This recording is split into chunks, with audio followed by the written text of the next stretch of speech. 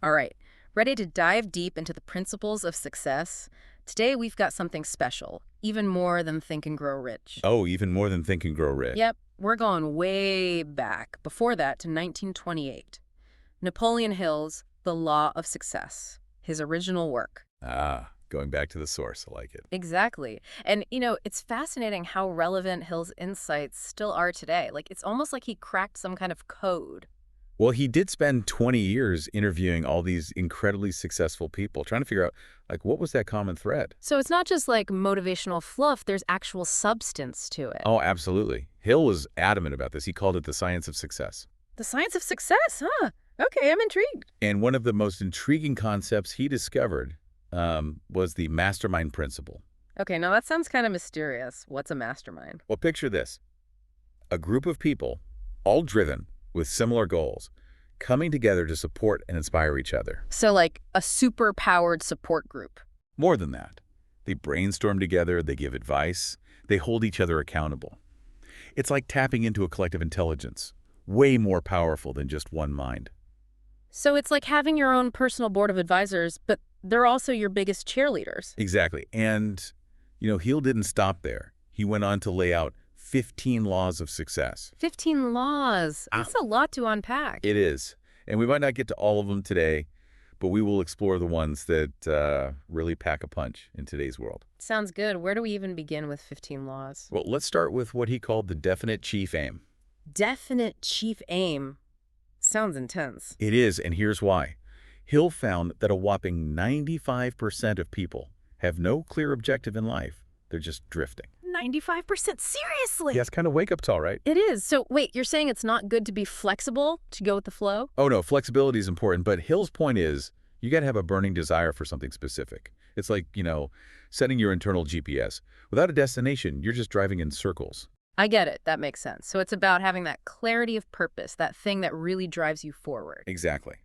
Now that brings us to another one of his big laws. Self-confidence. Self-confidence. Okay, I feel like I hear that everywhere, but how do you actually build it? Well, Hill was a big believer in affirmations. He even wrote a personal pledge to himself and would recite it every day, bolstering his own belief in his abilities. Affirmations? You mean like, I am powerful, I can achieve anything? Do those things really work? Think about it this way. If you're constantly telling yourself you're not good enough, you'll probably start to believe it, right? Yeah, that makes sense. And even today, modern psychology backs this up. The way we talk to ourselves, it has a huge impact on our self-image, on how we act. So it's not just about like positive thinking, it's about actually changing those negative thoughts we have about ourselves. Exactly. It's like creating a self-fulfilling prophecy, but in a good way. I like that. And another law Hill considered absolutely essential was the habit of saving. And I don't just mean stashing money under your mattress. Oh, so there's more to it than just financial planning. What's the deeper meaning here? It's about developing what Hill called a prosperity consciousness.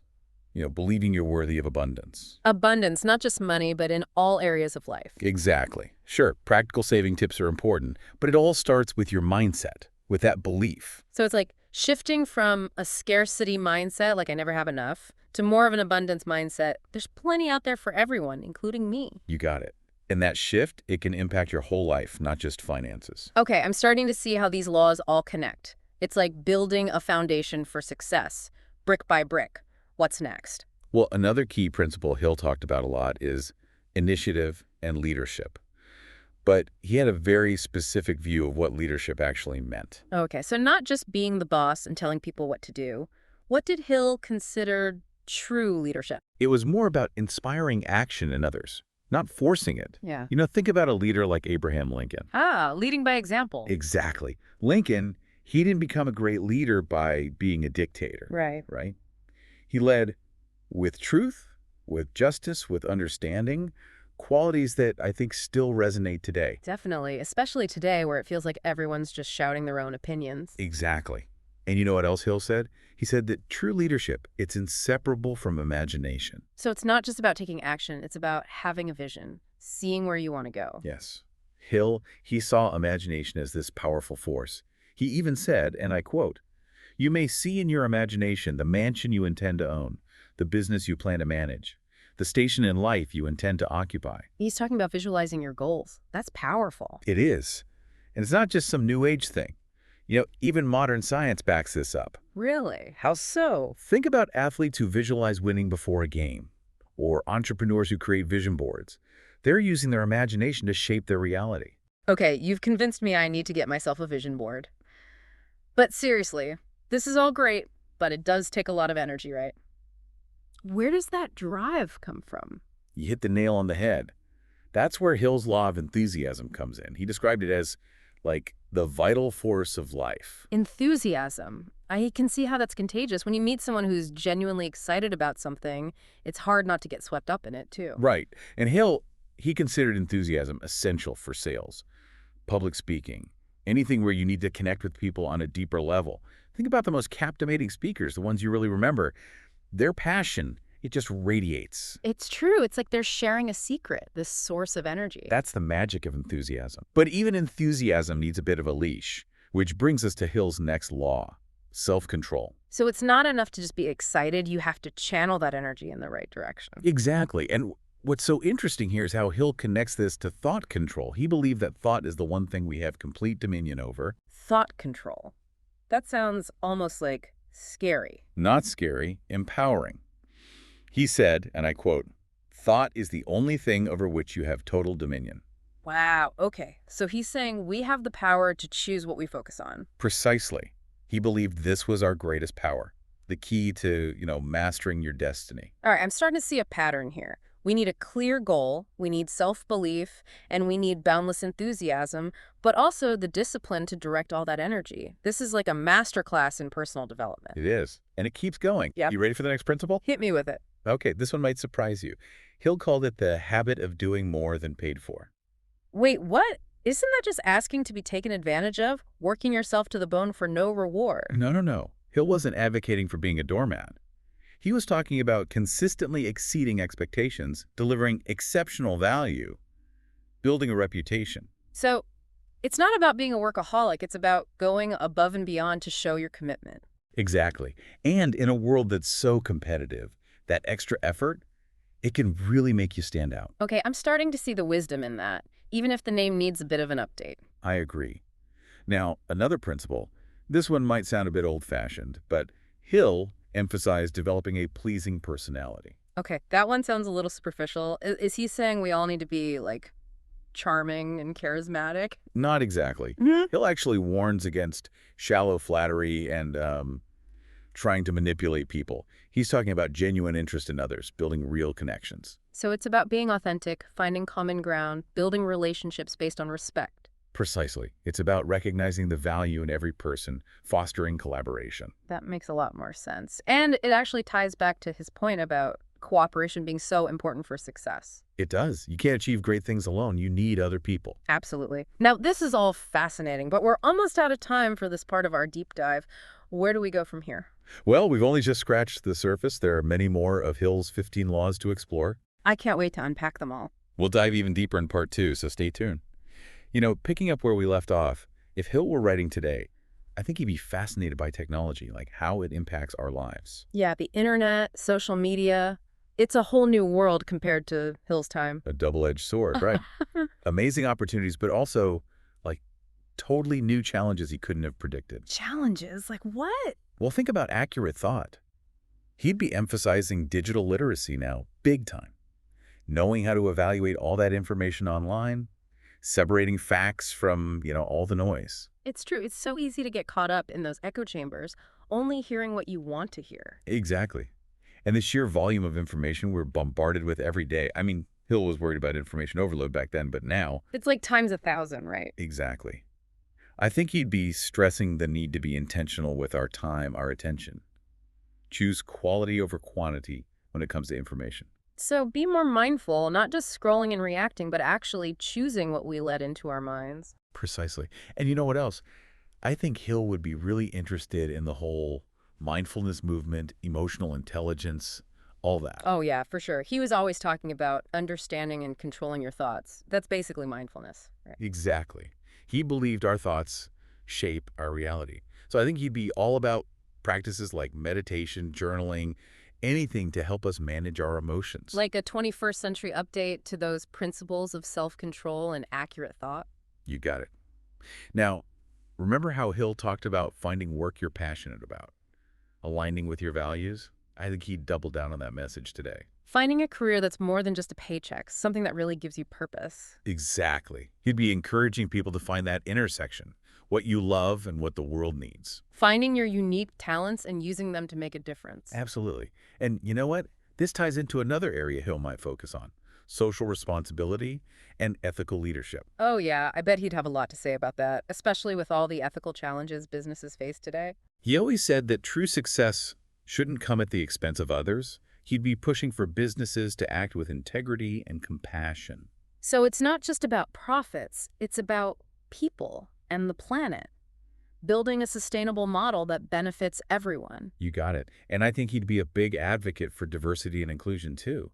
He saw tolerance as a key principle for success, and I think he'd be all about embracing our differences, creating a more equitable world. That's so important, especially in our globalized world. Exactly. And building on that, that idea of collaboration, Hills, I think he'd also be talking about community and giving back. That sense of interconnectedness, we're all in this together. Precisely. He'd be encouraging us to support each other, build stronger communities, make a positive impact. It's a beautiful vision.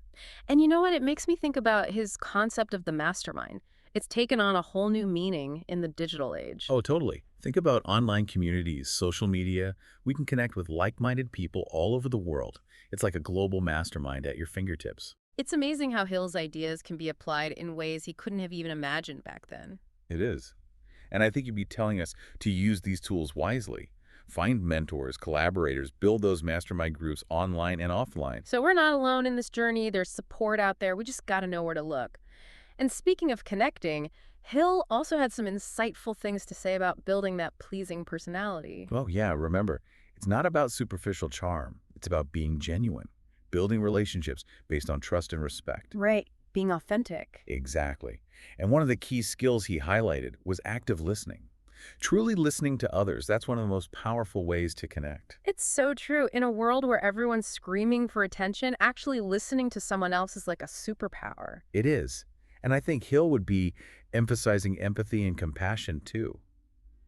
Understanding other people's experiences. Stepping outside of our own limited viewpoint and seeing the world through someone else's eyes. Exactly. It's about moving beyond judgment, seeking understanding. We all have our own stories, our own struggles. That's so important to remember, especially now when it feels like everyone's so quick to judge. I know, right? And building on that, understanding ourselves and others, I think Hill would also be into the whole idea of emotional intelligence. Being aware of our own emotions and how they affect others. Exactly. It's about being in control, responding thoughtfully, building healthy relationships based on respect and understanding. And you know what else this makes me think of? His emphasis on self-control. I bet he'd be a big fan of the mindfulness movement today. Oh, absolutely.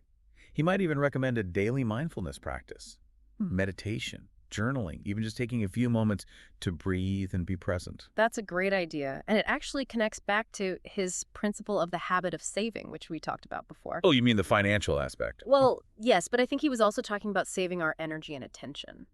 Remember how he said most people waste their energy on things that don't really matter? Yeah. He'd probably be telling us to be more mindful of how we spend our time, focusing on what's truly important. That's brilliant. Choosing our priorities, making sure our actions align with our values. Exactly. And I think he'd also be a big advocate for rest and rejuvenation.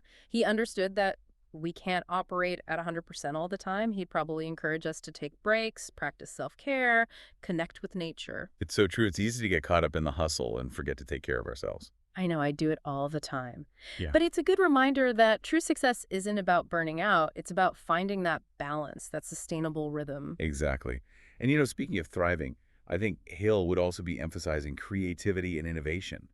Remember how we talked about imagination? Yeah, that ability to think outside the box, envision new possibilities. Precisely. I think he'd be all about tapping into our creative potential, embracing new ideas. That's inspiring. It reminds me that we're not limited by the way things are. We can create something new. Absolutely. And that leads to another important point. Lifelong learning. Hill, he was a constant student of success, always reading, always learning. I bet he'd be loving all the online courses and podcasts we have today. So much knowledge at our fingertips. He would. He'd be encouraging us to stay curious, embrace new experiences, never stop learning. It's a journey, not a destination, right? You got it. And speaking of journeys, I think Hill would also have a lot to say about resilience and perseverance. Remember his idea of profiting by failure? Oh yeah, those setbacks, they're inevitable, Yeah. but they can actually make us stronger. Exactly. He'd be reminding us that challenges are a part of life. It's how we respond to them that defines us. Don't give up. That's such an important message. It is. And finally, I think Hill would also be emphasizing gratitude and appreciation.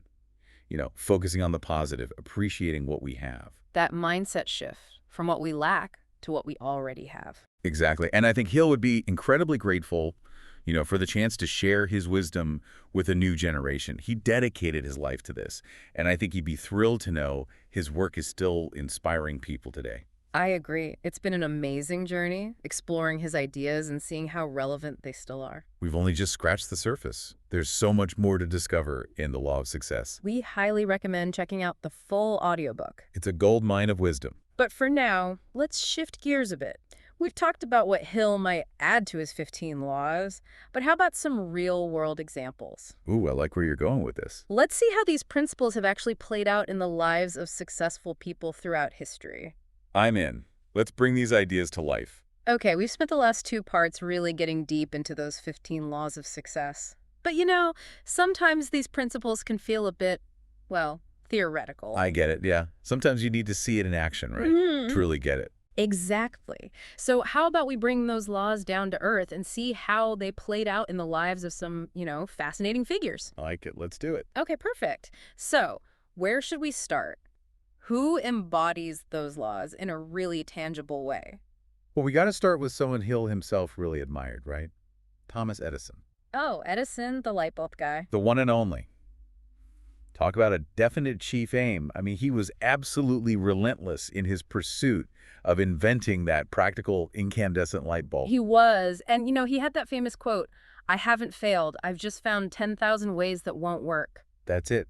Profiting by failure, right there in action. He never let those setbacks get him down. He just kept going. Each failure was just a stepping stone to success. Exactly. And think about the imagination it took to even conceive a world lit by electricity back then. Everyone else was still fumbling around in the dark. It's true, he was a visionary. He saw something most people couldn't even imagine. And that's what Hill is all about, right? Challenging us to think bigger, to believe in our own power, to create change. I love that. So who else comes to mind? Well, how about someone from a totally different field? Oprah Winfrey. Oprah. Oh yeah, she built an empire, didn't she? A media empire fueled by enthusiasm and a pleasing personality. It's true. She has this incredible energy, and you can just tell she's genuinely interested in people. Exactly. That's why she connects with people on such a deep level. And she's a master of cooperation, too, right? Oh, yeah. Building a team, bringing her vision to life. She's got it all. And don't forget the habit of doing more than paid for. She's always pushing boundaries, expanding her brand, finding new ways to reach her audience. From talk show host to, a global icon. Pretty amazing. She is. Now, how about someone from, say, the world of science? Okay, Marie Curie, pioneer in radioactivity. Oh, wow. Yeah, a two-time Nobel Prize winner. Exactly. Talk about self-confidence in a field that was totally dominated by men back then. It's true. She faced so many challenges. But she never let go of her passion. And think about the concentration it took to do that research. Hours and hours meticulously studying radioactivity. That's dedication. And it led to those groundbreaking discoveries. And let's not forget, her work was dangerous. It took a lot of courage and self-control to keep going. She's such an inspiration. She paved the way for so many other female scientists. Absolutely. And, her story shows us that real success often means challenging the status quo, getting out of your comfort zone. Taking risks. Okay, how about a more recent example? Someone who's really making waves right now. Well, how about Elon Musk? Musk, yeah, he's a controversial figure for sure. He is. But you can't deny his definite chief aim, Yeah. right? He wants to revolutionize the tech industry, the space industry. Electric cars, going to Mars, the whole deal. Exactly. He sets these huge goals, and he's not afraid to take risks. He's got that initiative and imagination that Hill talks about. Oh, yeah. And concentration, too. He dives deep into his projects, works those crazy long hours. It's that combination, vision, determination, and focus. It's what sets him apart. No doubt. But, this all makes me wonder, How do these principles apply to, like, the rest of us? Yeah, those of us who aren't trying to invent the next big thing or go to Mars. Exactly. Can we still use these laws in our everyday lives? That's a great question. What do you think? I think absolutely. That's the beauty of Hill's work, right? It's not just for the elite. It's for anyone who wants to improve their life. So, how would someone, say, apply the mastermind principle if they're not a CEO or a celebrity? Well, it doesn't have to be a group of high-powered people. It's about finding those supportive people in your life, the ones who believe in you. Friends, family, colleagues. Exactly. People who encourage you to grow, who help you stay accountable. So, even a small group can make a big difference. Absolutely. And what about accurate thought? You don't have to be a scientist to benefit from that? It's about thinking critically, making smart decisions, right? Exactly. Evaluating information, especially online, that's crucial these days. Cutting through the noise. Okay, so what about that habit of doing more than paid for? Is that just for workaholics? Not at all. It's about bringing your A game to everything you do, whether it's your job, your relationships, your hobbies. Giving it your all, striving for excellence. Exactly. It's those little extra efforts that can make a big difference. I love that. And how about self-confidence? Is that just for people who are already super successful? No way. Mm. Everyone can benefit from believing in themselves. It's about silencing that inner critic, recognizing your strengths. And embracing your potential. Exactly. And what about enthusiasm? Does that only apply to certain careers? I don't think so. It's about finding what lights you up, right? What gives you energy and passion. Exactly. Approaching life with that sense of excitement, that joy. It's contagious. It makes you want to get up and go. Exactly. Yeah. And, even self-control. It's not just about resisting temptation. It's about managing your time and energy wisely. Making smart choices that move you towards your goals. You got it. And, cooperation. That one's huge in everyday life. We need each other, We do. It's about those connections, supporting each other, working together. building community. Mhm. And let's not forget profiting by failure. Ah, yes. Those inevitable setbacks. They're going to happen, but they don't have to hold us back. We can learn from them, become stronger. It's about resilience, bouncing back. You got it. And of course, we can't forget Hill's final principle, the golden rule, treating others with kindness and respect. That's a universal principle, right? It is. It applies to everyone, everywhere. Wow. So as you can see, even though Hill wrote all this almost a century ago, it's still so relevant today. Totally.